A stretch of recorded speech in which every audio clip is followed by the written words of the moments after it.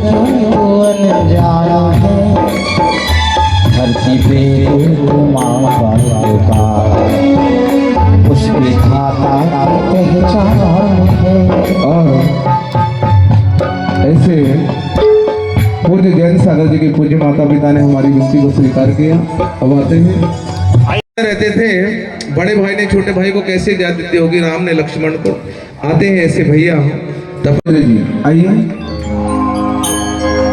अलबेला मौसम कहता है स्वागतम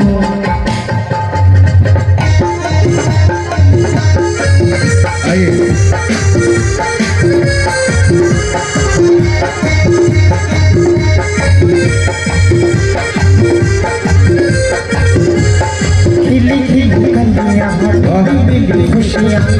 क्या मौसम है यहाँ मुझे गौरव जी ने इतना भी ज्यादा शैतान था कि किसी की सुनता नहीं था।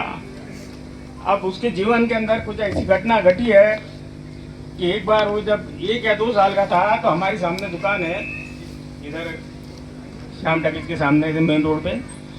तो रात में मैं दरवाजा बंद कर रहा था तो करीब करीब 40 या 50 किलो का ऐसा दरवाजा होगा जो ऐसा उठा के लगाते थे ऐसा संगली गोंडे में। वो पीछे से आया, मैं उधर सामने देख रहा था, वो दरवाजा सीधा उसके गर्दन के ऊपर जाके गिरा। अब आप बताओ कि 2 साल का बच्चा, मैंने तो मेरी आंखें बंद कर लिया, सोचा ये गया, मेरे से देखे भी नहीं जाएगा कि ये जिंदा है या नहीं करके। लेकिन भगवान का इतना बड़ा आश्चर्य उस दिन देखा मैंने कि उसको खरोच भी नहीं आई। दरवाजा गर्दन से गिरने के बाद में भी उसको खरोच नहीं आई। ये सबसे बड़ा एक मैंने भगवान का चमत्कार देखा। उसका जन्म आचार्य श्री मुक्तागिरी जी आते हैं जब चातुर्मास चला था वो परेड में उसका जन्म हुआ है। हमारी दादा दादी, हमारे दादाजी, उसकी मम्मी वगैरह परिवार को सबको चौका हमारे यहाँ लगता था महाराज जी वगैरह का। उसको इतना यानी खुशी होती थी कोई भी महाराज जी वगैरह आते थे, नहीं अपने चौका लगाना है लगाना है।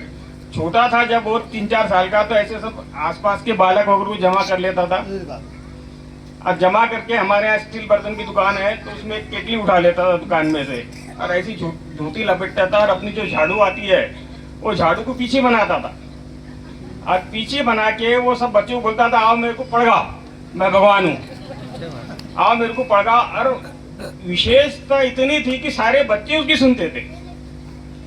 एक दूसरी घटना ऐसी है कि हमारे घर के सामने टांगा गाड़ी आके खड़ी हुई थी, किसी बात के वो नाराज हो गया और घोड़े के बीच के अंदर टांगों के बीच में जाके वहां पे ज्यादा उम्र होंगी उसकी 6 या 7 साल, वहां जाके बैठ गया।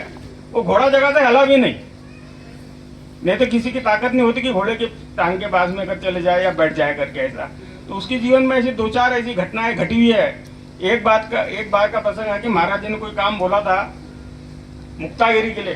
रात को आप यकीन मानो 2 बजे वो गया मुक्तागिरी, रात में 2 बजे गया, वहां का सब काम निपटा के सुबह आया। हमेशा उसका एक है। अरे दूसरी बात बता दूं मैं आपको कि हमारे यहाँ जब रहता था वो तो बहुत शैतान था। हमने नागपुर पढ़ने के लिए भेजे, राय सोनी कॉलेज के अंदर भुआ के पास में भेजे थे उसके। तो यहाँ इतना विशेष उसको यानी ऐसे मार्क वगैरह नहीं मिलते थे, लेकिन वहाँ गया राय सोनी कॉलेज नागपुर में, तब से उसके जीवन में जो बदलाव आया। तो अनिल अंबानी के हाथ से उसका स्वागत हुआ है राय सोनी कॉलेज में, टॉपर रहा, गोल्ड मेडल मिला हुआ है उसको, 3 साल टॉपर रहा हुआ है। और उसी वक्त विशुद्ध सागर महाराज जी का सत्संग नागपुर के अंदर चातुर्मास चल रहा था और रामटेक में शायद आचार्य श्री का भी चल रहा था।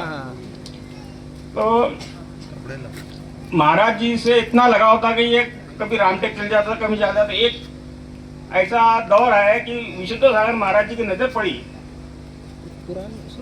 नागपुर में, बुलाए पास में बुलाए, इधर आओ, क्या है आप आते रहते बहुत, तो क्या है ऐसा ऐसा, तुम्हारे को महाराज मेरे साथ में चलो, महाराज बनना है तुम्हारे को।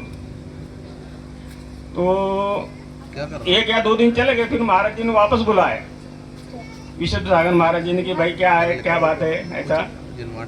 तो मैंने महाराज जी को, विशुद्ध सागर महाराज जी को इतना लगा हो गया था सौरभ से कि बहुत ज्यादा लगा हो गया था महाराज जी तुम बनेंगे। और ऐसे कई उदाहरण अभी महाराज बनने के बाद में देखने में आए हैं। मलाड के अंदर, मुंबई के अंदर चातुर्मास हुआ, वहाँ कोई आचार्य आए थे, वो आचार्य श्री का भी ऐसा बोलना आया कि ये आगे चल के बहुत बड़े आचार्य बनेंगे।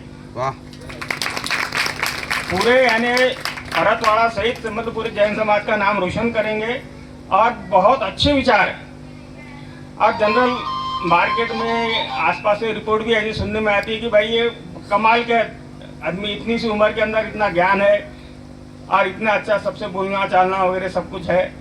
तो ऐसी हमारे सौरभ भैया जयेंद्र सागर महाराज जी की कहानी है। बस इतना ही बोलना है मुझे। वाह।